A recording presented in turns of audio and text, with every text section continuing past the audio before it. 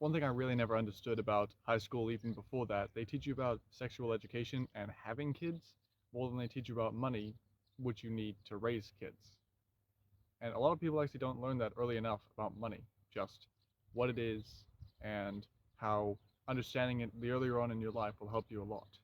So I'm just going to go over at least maybe three different things that, regardless of how old you are, because it's never too late to learn or too early to learn, and hopefully this will help you out in terms of money.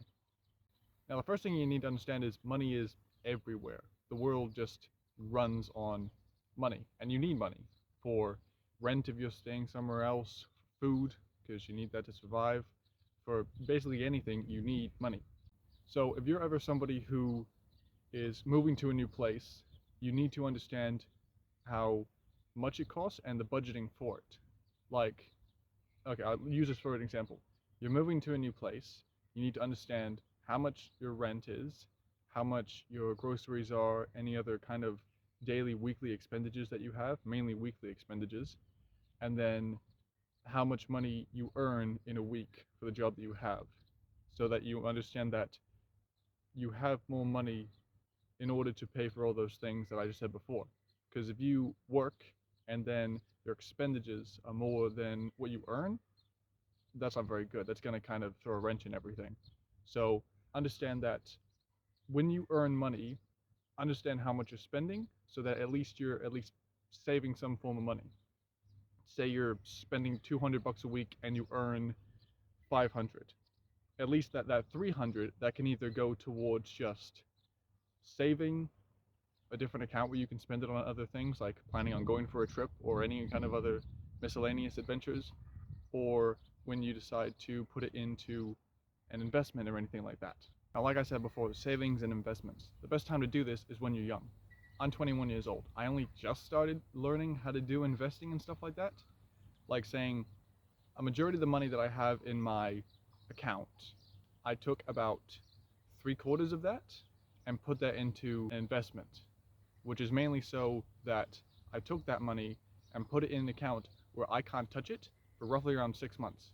And during that 6 months, that money compounds interest, which means that over time, that 6 months that I'm not using it, it is actually getting me more money. And then you can do this for a week, two, a month, 6 months, a year, and just understand that whatever money you put in there, if you choose to do this, whatever money you put in there, you cannot touch that for that period of time. But the upside is that once that time period is over, you will actually gain interest on the money that you put in there.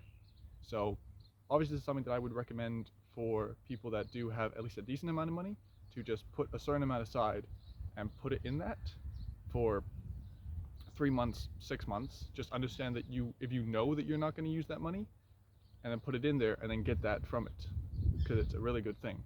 The second is saving, but mainly also the fact that since I live in New Zealand, we have a thing called a Kiwi Saver, which is, say, the paycheck that I get from work, that small percentage of that money, for me it's 4%, so 4% of my paycheck gets put into my Kiwi Saver, and then that money compiles over time, and I cannot touch that whatsoever. The reason for that is so that if I decide to go and buy a house, that money gets taken from my Kiwi Saver, because that's the reason why I have a Kiwi Saver, is that if I eventually decide to get a house, that money is from there, because it's meant to save in order to buy a house.